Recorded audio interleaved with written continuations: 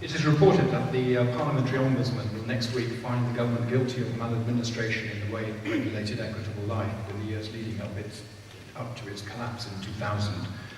In fact, the sorry saga of the inadequate regulation of Equitable Life started under the last Conservative government and was made worse under Labour. Would you press the Prime Minister to compensate for policy howlers, including my late mother who lived in your constituency? And will your government pay compensation if the present administration denies them justice? It's a brilliant question because, I mean, it is going to be the big story, I think, of next week. We don't yet know. For those who aren't familiar with Equitable Life, a big financial institution that many people had policies and pensions with, virtually collapsed, and many people lost huge amounts of money. And it was the sort of institution that people thought of as absolutely copper-bottom, guaranteed, secured. You were going to get your pension. So it was a huge shock for people. It's been an enormous scandal, the collapse and the failure of the regulation. The Ombudsman, who's there to look at maladministration, has been doing this report.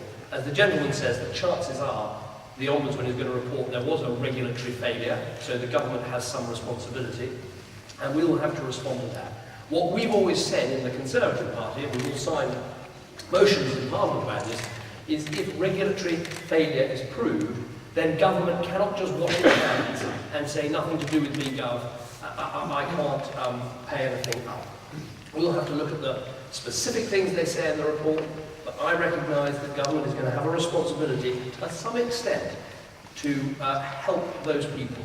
The word compensation gives me a little bit of worry because you cannot, I think, fully compensate people for everything that they do if something goes wrong in life, but you can stand behind them, you can help them, you can make payments, you can help the most needy cases. There are all sorts of things we can look at, and that's exactly what we'll do. And we'll also put pressure on the government not to wash their hands of it. I have a fear that they will say, well, we can't do anything about this, and that would be wrong. There's a lot they could do, some of which will cost money, and we will have to bite the bullet on that. More than that I can't say now because I haven't read the report, because it hasn't come out yet.